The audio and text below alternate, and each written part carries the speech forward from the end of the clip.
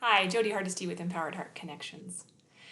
Today I'm going to talk about the difference between toxic communication dynamics and just regular old disagreements and how to keep an eye out for both, and some tools on how to detour or prevent them from accelerating into a toxic dynamic.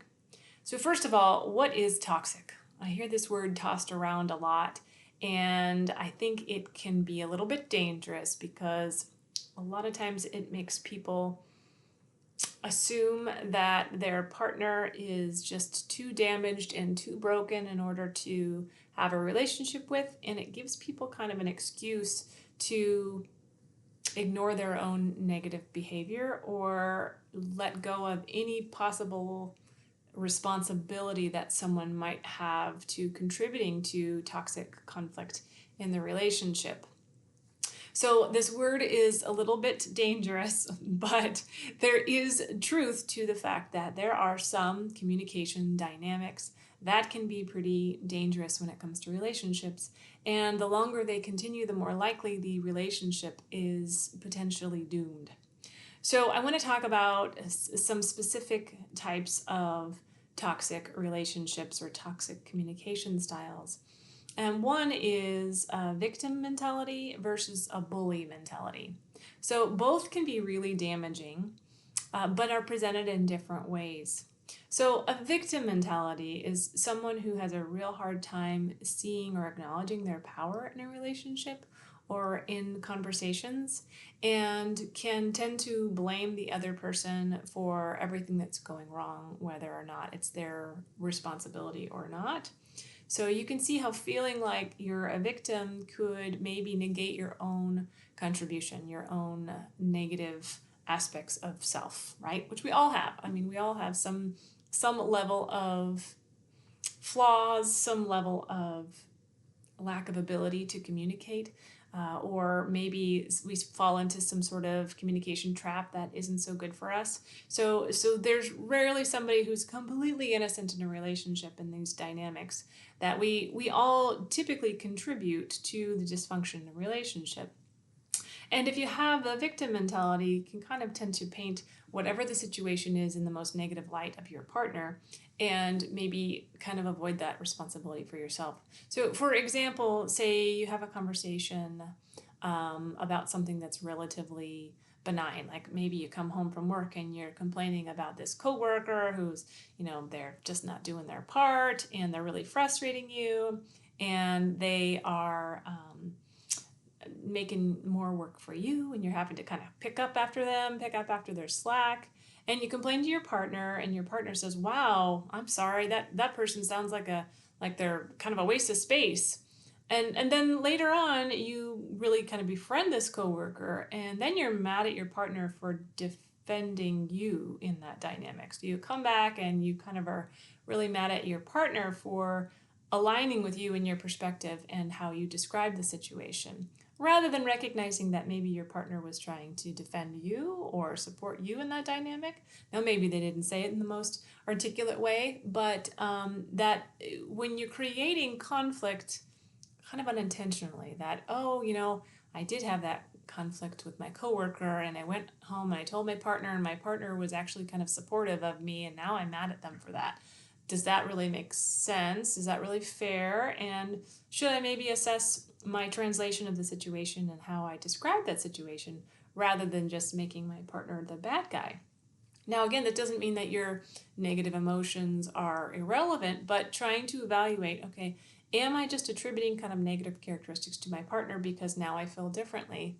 And is it okay to just say to my partner, hey, that coworker at work, I may have misjudged. I thought they were kind of slacking, but it turns out they were really having a hard time at home, and they, were having a hard time getting their work done, but they're really actually a pretty good person, and I kind of misinterpreted who they are, rather than you misinterpreted who they are whenever I told you things that you would interpret negatively.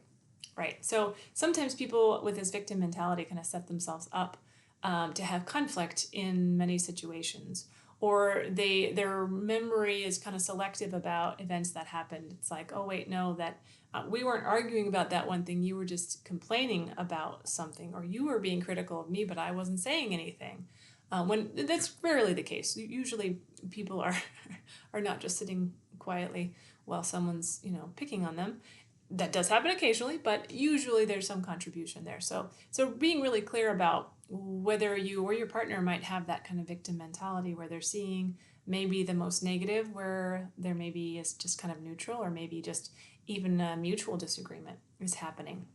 So what does that look like in your life? And are you really owning your power in your dynamic? And are you owning what you're saying, how you're contributing to that dynamic, so you're not creating that toxic kind of victimhood mentality, which can keep you stuck in a relationship dynamic that is just really not going to be very fulfilling?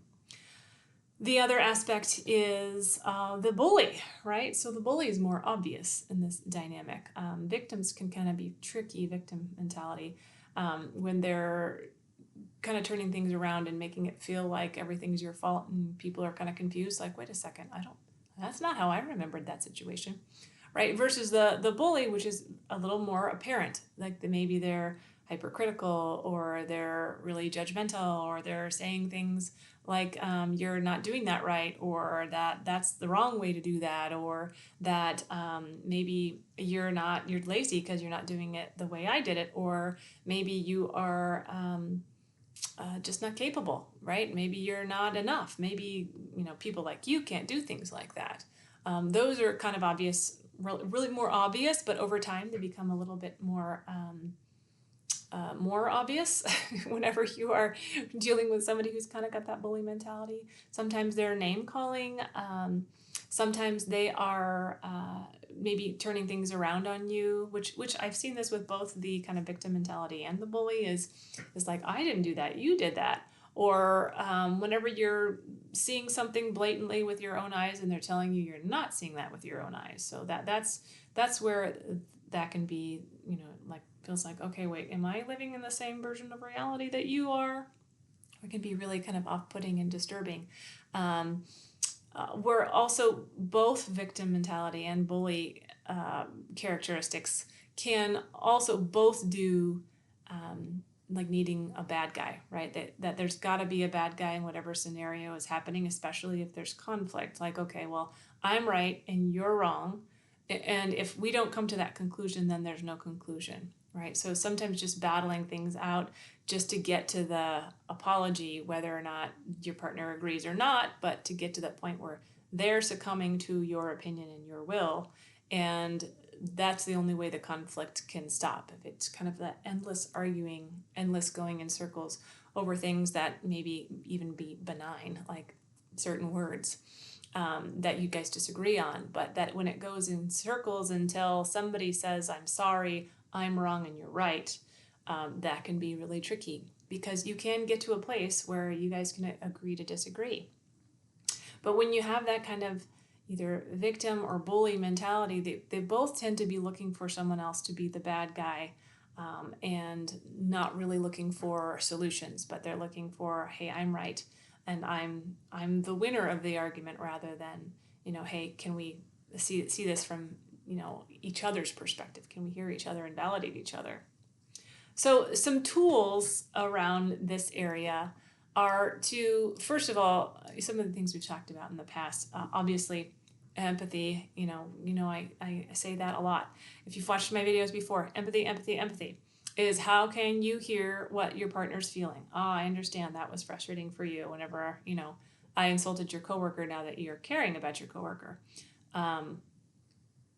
But I'm confused because I thought that I was supporting you. So can you help me understand? Right? Can you help me understand is a really good kind of exploratory topic or suggestion. Set time, take time outs. So if you are tending to maybe turn into more kind of that victimhood or bullying characteristics, then it's really, really important to make sure that you're taking time outs, because often these kind of traits come out in people whenever we are feeling high stress, or whenever we're feeling that fight or flight experience. And so this can sometimes be prevented. Sometimes this is just the way this dynamic is, and perhaps it's indicative that it's time to maybe evaluate whether the relationship is worth pursuing. But often, if you can deal with some of these characteristics head on, you can sort of sort through them to see whether or not, again, they're just kind of toxic characteristics that are going to stick around, or if there's something that they're just, this is kind of their trigger whenever they're in that fight or flight mode, and how do you help them to kind of recognize that they're maybe going off in a different direction that's not so helpful. So taking timeouts is huge. If you are really getting to the place where you're, again, arguing in circles and you're talking in circles and you're blaming each other, or someone is blaming you, or neither one of you are able to take responsibility for your part, if you're playing the I'm right and you're wrong game, if there is threatening, obviously this is a huge red flag. If there's threatening behaviors, like threatening I'm gonna leave you, or this relationship is over, that can be kind of red flag behavior and can be really damaging to relationships. So particularly if it's getting to those points, again, maybe time to evaluate whether this relationship is going to be sustainable or not. But if it is getting to the point where you guys are just kind of getting frustrated with each other and you really are kind of in code red and you need to take a break, no one can communicate effectively when you're in that state of mind. When we're in fight or flight state, we're ready to go protect ourselves. We're not ready to negotiate and have reasonable conversations. So it's essential that you take timeouts. Okay, and this can be done multiple ways. You can say, hey, need a break. You can raise your hand. You can say, hey, I need a code word right before you guys have arguments or conversations about it. What is our code word, so that we know that it's time to take a break, so we don't get to a place where we're unable to, repair this conflict. We don't want to get to high conflict areas so extremely that we're unable to separate in an amicable way at some point. So again, agreeing to disagree can be really helpful, especially if you're finding that you're getting to the point where you can't communicate any longer. You guys are both in code red. Is, hey, you know what? Let's just take a break. Let's agree to disagree. Again, the code words, sometimes silly, sometimes something funny that can help you kind of get out of that fight or flight mode can be helpful. But if it's starting a conversation and you're noticing that it's starting to go maybe not so effective, like maybe one of you is getting defensive or the other one is getting a little more argumentative, then first of all, if you can take a break, that's ideal. But if it hasn't gotten to the point where it's really, you're both in code red and neither one of you are able to communicate, it's helpful to start to ask questions instead of assumptions. Because once we get to code red, we're completely into Assumptionville. We're not able to say, hey, I'm curious about what you think about that. We really want to get to first of all, what are we arguing about?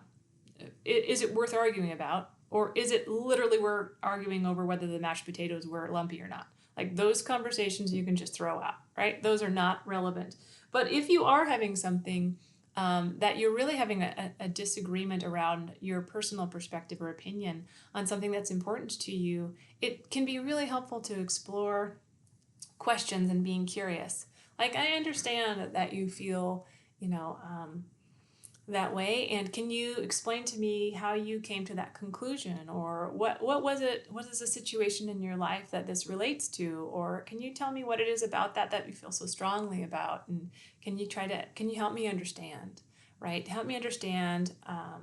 I want to know more, right? Because whenever you are having a relationship with somebody, enhancing that relationship has to be done with care and with curiosity and with love.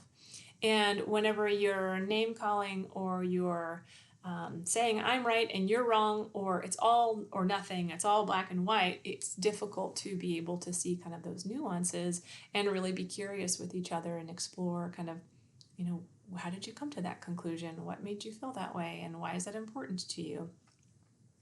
Also, kind of explore the meaning behind what their opinions are. Like what does that mean to you? How can you understand? How can you really encapsulate what they're saying or paraphrase what they're saying in a way that can really help them to feel validated and heard, even if you disagree with it? And always, if you find something that you have a common ground about, those are huge opportunities to maintain that connection. It's like, I get it. We both dislike that, or we both like this, or we're really on the same page whenever it comes to that topic. Here's where I struggle with that perspective, or here's where I struggle with that perspective. But really promoting and reiterating the areas of commonality can decrease some of the conflict, because again, when we don't feel like we're in separate corners and we're not fighting to win and we're not fighting to be right, it can make it a whole lot easier to really hear and validate each other and really steer clear from some of those toxic dynamics when we're not really activated and trying to, again, fight to save our lives. Sometimes it feels like that. Also, be really clear about, if you are maybe debating a topic or debating a subject that you're not totally clear about, to be honest about that. Is that, yeah, you're right. I have, this is my opinion about this, and I understand that really clearly, and I've done a lot of research about that. But this part, I'm not so sure about. So yeah, tell me what you know about that, or have you done research about that, or maybe we can look into that, and then we can come back together and talk about this subject. Right? But it's really important to make sure that you are, first of all, especially if you have a good relationship with someone, and that you can see that there are more good qualities in the relationship than there are bad. It's important to work through these issues and really do some deep exploring before you write them off as having just toxic behaviors, or if you start translating everything they're doing into something as, hey, I'm a victim, or they're picking on me. So to really do that inner work that it takes. I know I have to do this all the time, to make sure that you're not just, again, getting into that defensive stance and fighting to win and prove that they're just a toxic person and they're all wrong and I'm all right. Because again, there are those dynamics where, it gets to a point in a relationship where you maybe need to pull the plug, that the relationship may be too toxic. And it really takes some soul searching to figure that out, because what I found is a lot of times people will write someone off as, oh, they're toxic because they didn't agree with me, or whatever the reasoning was. And maybe they were toxic, but there's also something that you can learn from that. What's the takeaway for me in that relationship is what was I drawn to in that person? What was it about me that was contributing to the dysfunction in that relationship? And how do I not recreate that dynamic in the future, even if it's just not picking the same kind of person? But especially if it's, hey, you know what? I could see how I contributed to that conflict. I could see how maybe that person was responding to my triggers and I was responding to their triggers, and we're creating a toxic relationship together because of that dynamic. And how do I prevent that in the future if you do decide to move on from that relationship? But be really careful about just writing people off as toxic, because I found most humans have some behaviors that could be considered toxic. And let's face it, most of us have diagnosed our exes as some horrible thing, but maybe not so accurate in reality, right? Is whenever we're talking from that victim perspective, or feeling like I was, in a bad relationship and that person was all wrong, it's real easy to write them off and to not see our part. But it's makes a big difference whenever you're able to acknowledge your part. So I hope this has been helpful.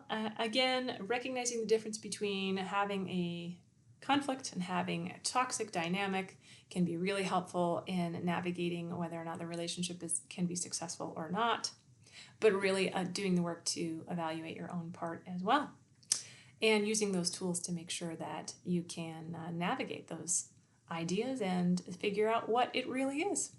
Thank you so much for watching. I hope this has been helpful. And if you found this helpful, please subscribe and like, and maybe even make a comment. I'd love to hear what you think. Thank you.